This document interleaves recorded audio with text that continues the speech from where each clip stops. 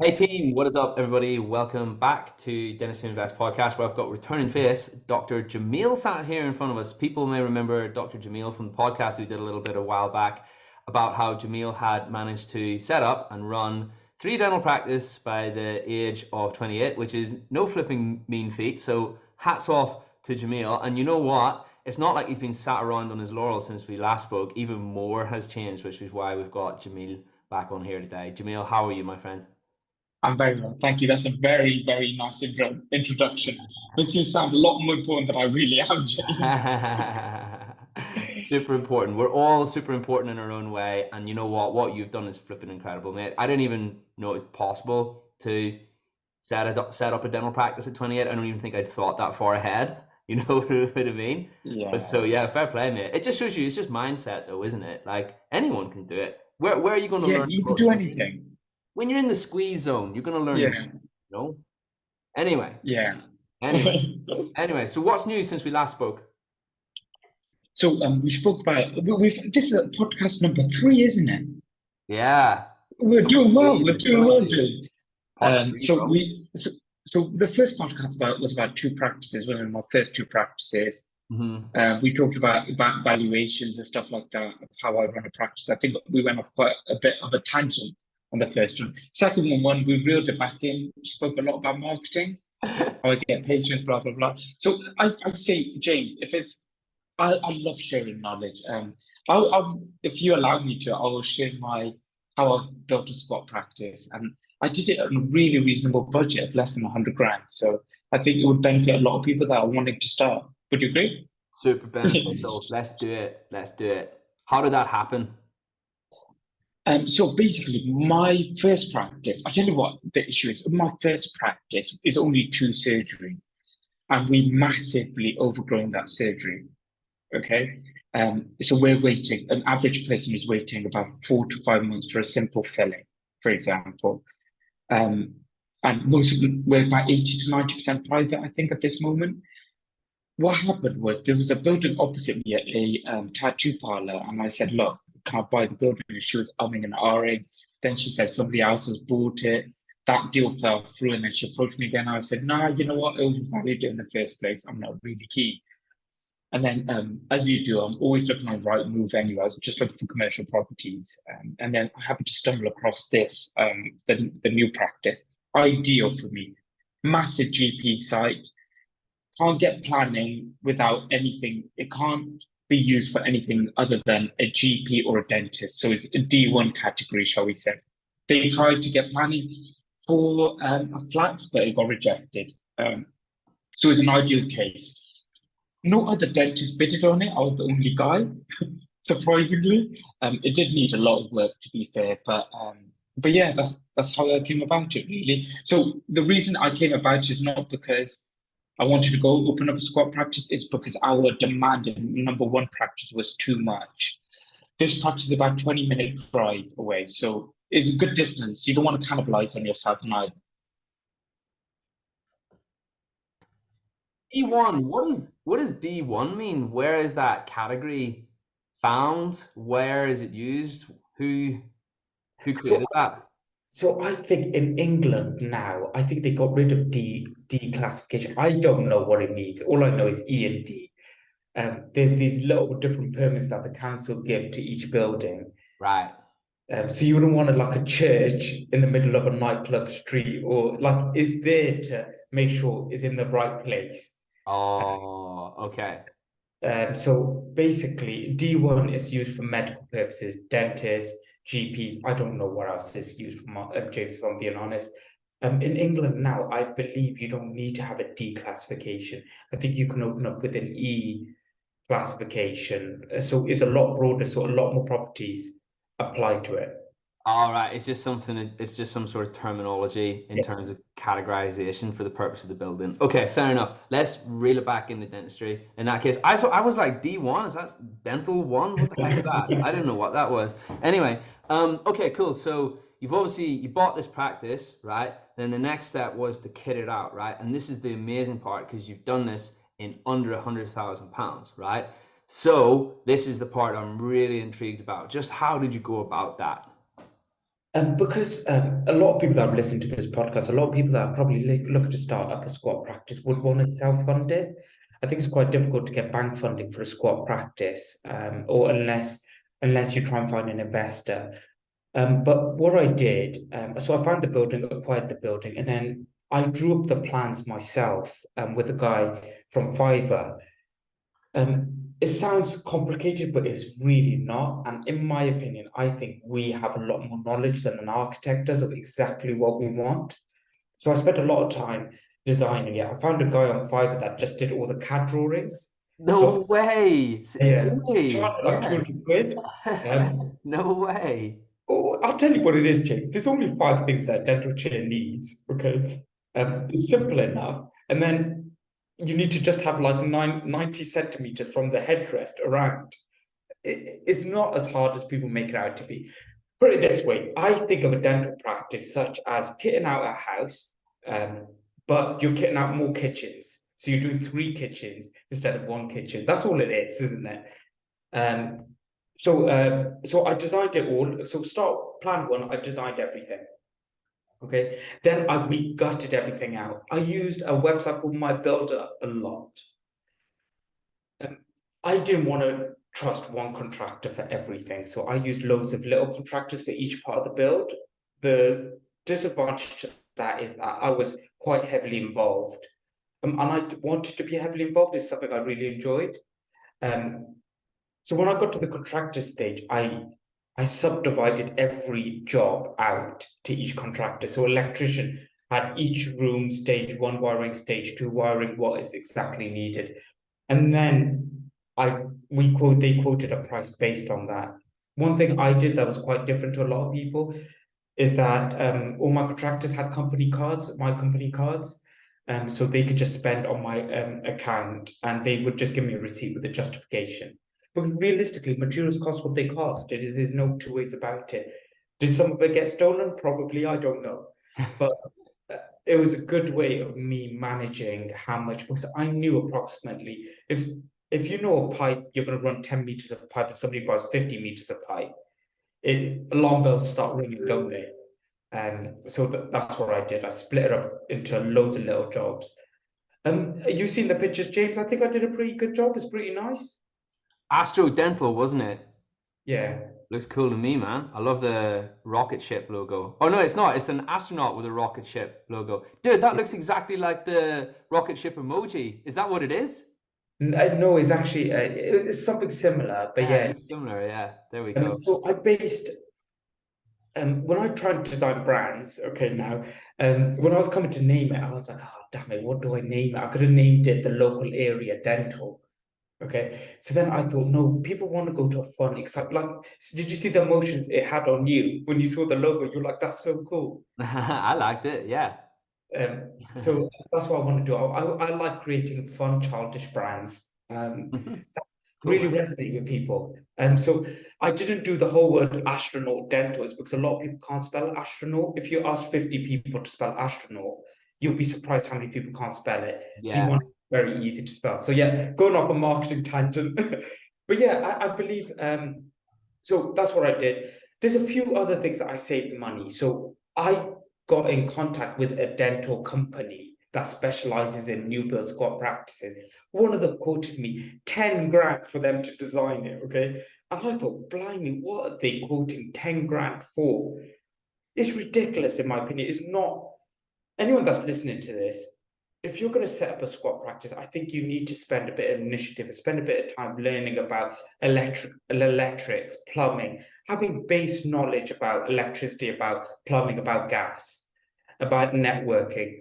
Because realistically, if the way my practice has been done, I almost know where every cable is and where every pipe has been run. If there's ever a problem 10 years down the line, I will know. So it kind of created a lot of redundancies if a contractor did try and mess me around. Yeah. But yeah, so my opinion is a lot of us go on these fancy courses learning about composite. If you're going to set up a squat practice, it's going to be one of the biggest things you do in your life. Okay, much bigger than a class 5 composite. Okay. What? Yeah, so What about I what think about a you class 6? They're pretty big. I know, Living in yeah. the class 6. Whoa. Whoa. I think you should really, and I mean, not mean by going to courses and trying to learn about squat practice from courses. I think you should just research about how is a simple wiring done in a house. Because it's not much different than a house than it is in a practice. There's not much different. Well, it's the same, isn't it? I mean, it's just you're just Realistically, running the chairs, you know. yeah, realistically But the same, yeah. yeah, I guess what most people don't realize is the significance of that stuff because quite often it's like these things just have a budget and people just throw money at it until it's done. You know, Yeah. my experience. Yeah, and what you're talking about is doing a lot of the stuff yourself that can be bootstrapped effectively. Yeah. Yes. So if you can keep costs down, okay, you'll turn a profit a lot quicker. Yeah. Okay, so if somebody, let's say a competitor of mine goes and spends 400 grand on a practice, okay, if you look at their monthly repayments for finance equipment or whatever, the return on investment, it's going to take them a lot longer to pay that off. If Yeah. not, they're going to have to charge a patient a lot more. And then they're competing with the likes of me who have gone for the cheap of the cheap just to get a practice up and running. So a lot of people might have not heard this, but there's this term that a lot of startups use, which is called minimal viable product. The Yeah, MVP. Yeah. MVP, yeah. So I don't know in dentistry why it's not applied to dentistry, but any other industries is applied to, isn't it? Minimal viable product. You want to spend the least amount of money, get your company off the ground, and then later on later on you could spend money on whatever you need to spend money on. Yeah. I saved a lot of money on like cabinetry. So I used a company called Howdens. Everyone must know of Howdens, but they're a trade furniture worktop stuff. They make kitchen cabinets and stuff. I don't think there's any difference between a kitchen cabinet and a dental cabinet. I personally believe it's the same. So I went for the best one, and I spent £1,500 a surgery. £1,500, £1,500, and I spent about £1,400 in decon.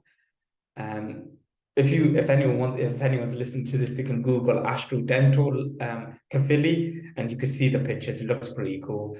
I think it's a quite nice touch. Do you agree, James? Yeah, I like it. That's cool. Yeah, the matte blue looks really nice. So then I paid a contractor £500 per surgery for them to fit it out. So most dental companies will charge you in the region of about 7 grand for dental cabinetry. I do not know how you could charge 7 grand, justify charging 7 grand for a bit of wood, but each to their own. So I did a lot of that. My dental chairs and stuff I bought used. Okay.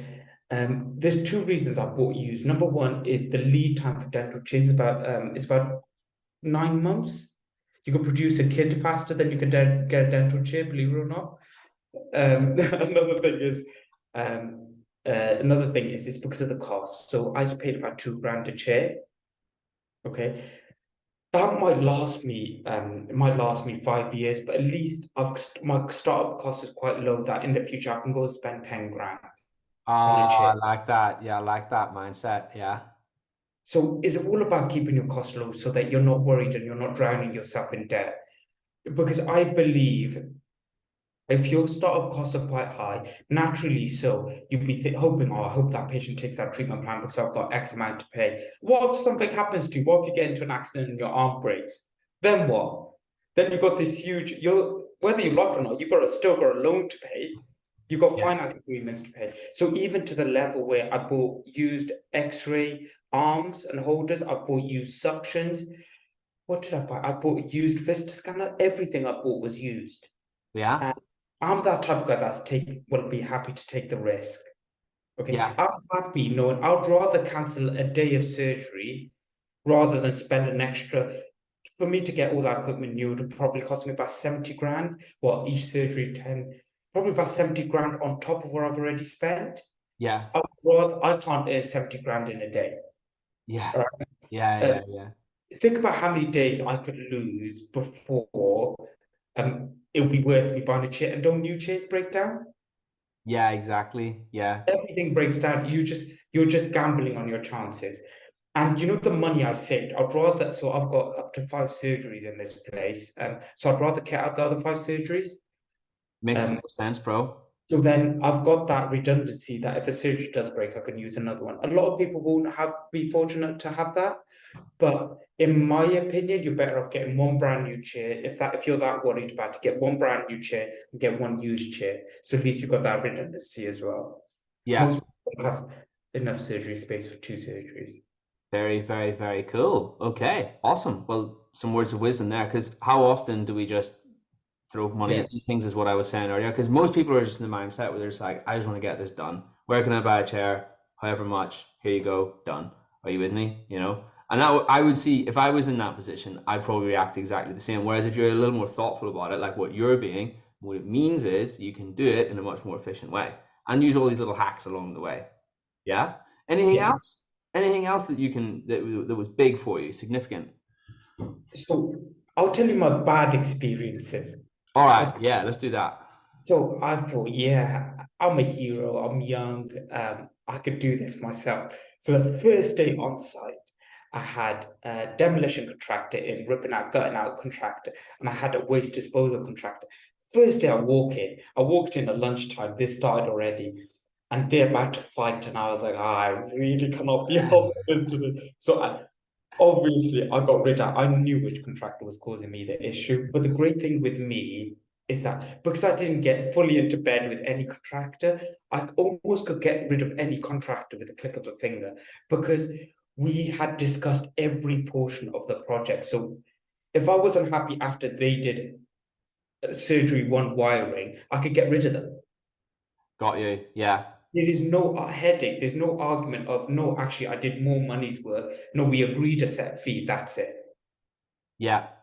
Things like polyflow and stuff like that, I got a really good deal on polyflow. So those that are listening will know. Oh.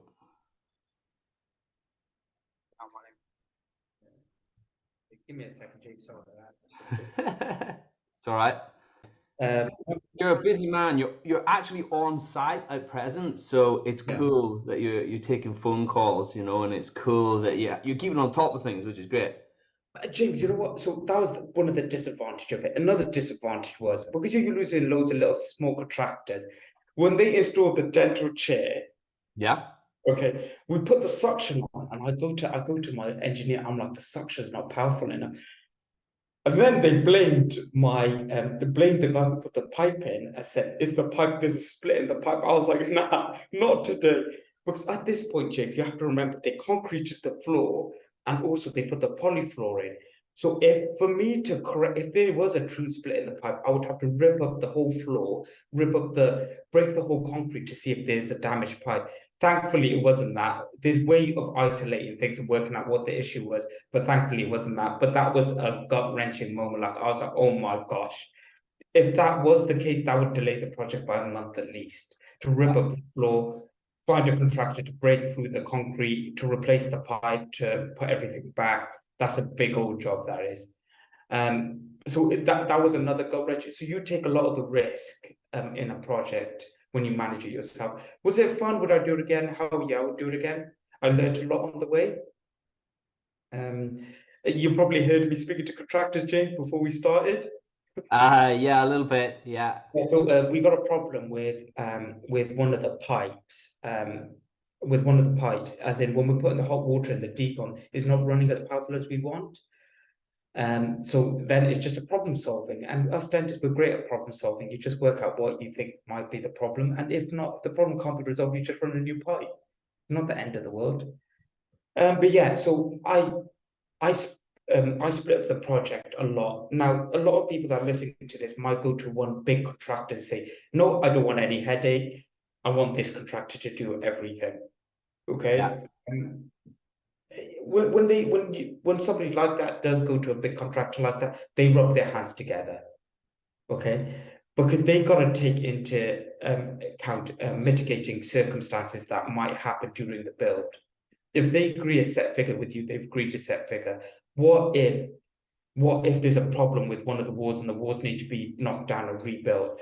You're going to have to pay for the main contractor's management, which would be about 25%. So by the time you add all of this, it adds up quite a lot. And the great thing about me was I didn't have to pay any, I paid barely any VAT because all the contractors I used weren't VAT registered. So that's another 20%. Oh, dude, that's smart. That's like 20% off the top. That's amazing. 19% or it was 20% VAT, isn't it? I saved 20%. I was more than happy to pay VAT on materials because you have to, everyone has to pay it, so it doesn't matter. By saving that, that was a huge saving I had.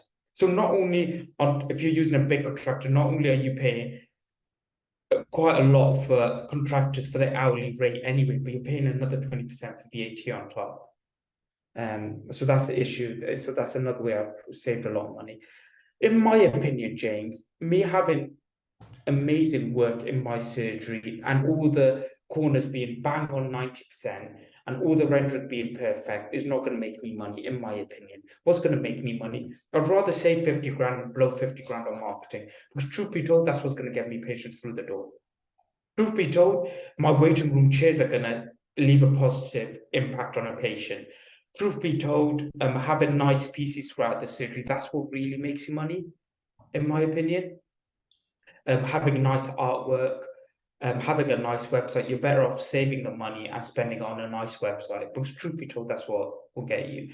A lot of dentists want to get ADEC 500 chairs. No, I'm not sponsored by any of the chair companies. Okay, disclaimer there. But a lot of dentists say, "Oh yeah, I want the top of the range chair," and I think, who cares? Which patient has ever sat on that chair and said, "This is an ADEC 500 chair"? Fair play to you, James. You've bought one of the best chairs on the market. Nobody cares. Yeah, they won't know. Well, It's like, I mean, here's the thing. It all comes from the same place, and it's just wanting to serve the patient to a really high standard, right? But here's the thing. It's having the awareness to realize what impresses the dentist versus what impresses the patient, right? And here's the thing. It's like maybe we don't necessarily have to do too much of one or the other. Are you with me? But we just have to be conscious of what the patient is thinking, right? Because that is the main thing that's going to drive value towards the practice, the perception of value, which ultimately results in remuneration. so I think the most important areas in a dental practice is not your surgery, because the patient's panicking, they're bombarded with information, they're there, put back bright lights in their eyes. All that matters to them, the waiting room, how the waiting room smells, and how nice is the waiting room, the reception, and also the toilet. They're the three main areas that need to look nice. If you're going to spend money on anything, it's them three areas, because that's what leaves a lasting impact to a patient. It's not about how big your screen is in your surgery. Nobody cares. Okay. When they're sitting there and they're not under pressure and they're not having to communicate with somebody, or they're not worrying, and they're just really looking around thinking, blimey, this is a nice surgery. That's what they remember. What do you think, James? Do you think? And you actually hit the nail on the head, James. Us dentists, we worry too much that what a patient really thinks. I'll give you an example. When you're doing a filling or a crown, sometimes you're struggling to get a margin. Let's say you're struggling to get a DO margin on a low left sit. You're spending another 5 minutes. I don't know if this ever happened to you, but it's happened to me where I think, oh, the patient must think I'm incompetent because they realize it's taking me so long to do a distal margin. You think the patient must think less of me because it's taking me so long. A patient doesn't know how long a crown prep takes or doesn't take. And once you get into that mindset, you realize what's important. Things like, so I advise a lot of dentists that are looking to start up a squat practice. Some of them say, oh, I need to go buy an iTero on day one. Nobody needs to buy an iTero on day one. Okay. You don't even have 5 patients on your list at the moment. Forget about an iTero. Treat a patient, use putty and wash at the beginning. Grow initially, spending £500 on an iTero, spend on Google ads, spend on Facebook ads. Get patients through your door, and then later on in line, maybe you can get an iTero. But there's a lot of things that you don't need to get straight away. I'm in that fortunate position where, like, I'll get whatever I need to get straight away. Because we're self-funded, it's like, because my cost to build is so low, it doesn't really matter. You know what? It's really clever. Where did you get all this wisdom from? Was this just stuff that you learned on the job? Do you have a mentor? Do you network with a lot of dentists? I try and keep away from dentists myself. Okay. The reason I do it is because I think dentists, personally, from my experience, dentists are very, because you're in a job that grosses so much high money or grosses a lot of money, they kind of don't care about the nitty-gritty things, in my opinion. So I've met a lot of dentists saying, "Oh, who cares? It's 400 quid for an Invisalign, for an iTero machine," and I think that's 400 quid that I'd rather have in my pocket. So you hear a lot of it, but dentists saying, "Oh, who cares? It makes me X amount." But dentists only think about turnover. They never think about profit. Very rarely. They'll think, "Oh, this is a 10 grand case." By the time you pay for your overhead, chair time, all the subscriptions you have in your dental practice, is not actually much left. So I try and be as lean as possible as a dental practice.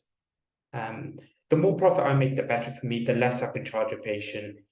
The happier, the easier I sleep at night. If I don't have a 10 grand monthly payment to make to the bank or leasing companies, I sleep better at night. If I take a week off ill, I'm not worried that, damn it, I've got to pay 8 grand to a finance company at the end of the month.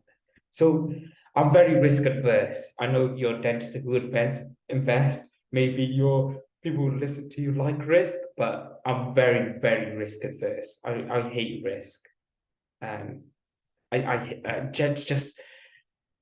I'm in a very fortunate position where I can afford the nicer things in life, but even things like buying a car on finance, £600 a month, everyone was like, "Oh, you can easily pay that." But I think about, what if something happens to me and that responsibility is left with my wife? I don't want to leave that hardship to anyone if I ever go. So I've always cared about building lean companies with very good, we spoke about this on the first podcast, but good debt to turnover profit ratios. It's interesting to hear you say about the risk thing, because let's look at this from another perspective. A lot of people might look at you, Jamil, and think, "Whoa, this guy has created 3 dental practices at 28. This guy sails close to the wind.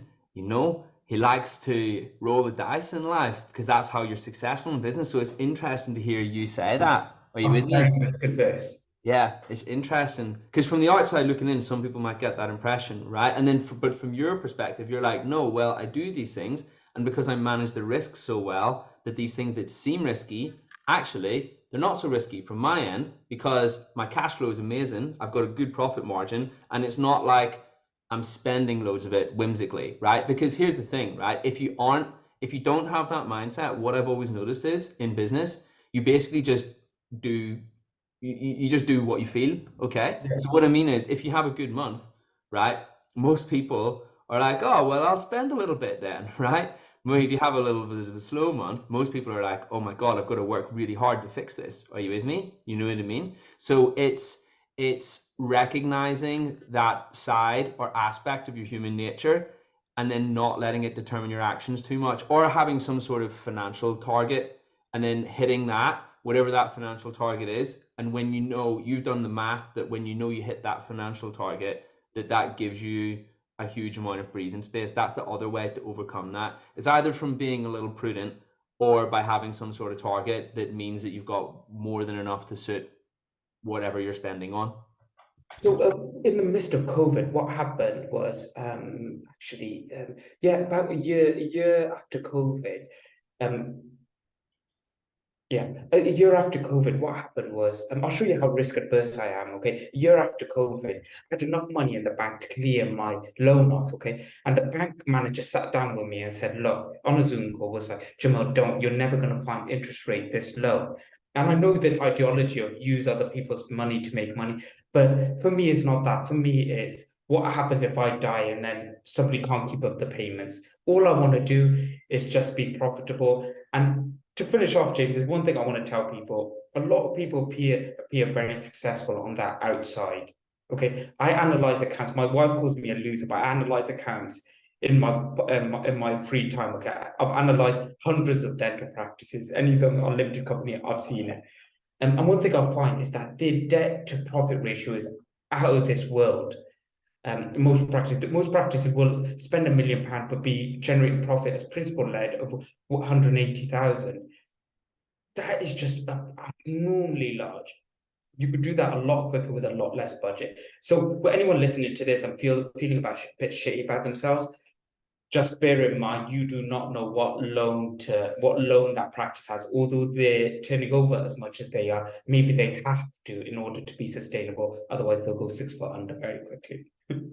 You know what, right? I actually shot another podcast earlier today, and what was the stat that somebody threw out? They said that 90% of 90% of dental practices in the UK have a turnover of 600,000 or under, right? So that blew my mind, because you always hear about dental practices are turning over like flipping X, Y, and Z, you know what I mean, right?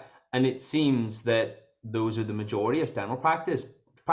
You know, when you hear about a dental practice turning over however many million, and you tend to think to yourself that that's representative of what most people are doing. Actually, that's an extreme outlier. 90% are under 600K, right? Was the fact that somebody threw to me earlier, and that surprised me. I thought it would be like 50% are under 600K, or maybe like 30% were under 600K. 90.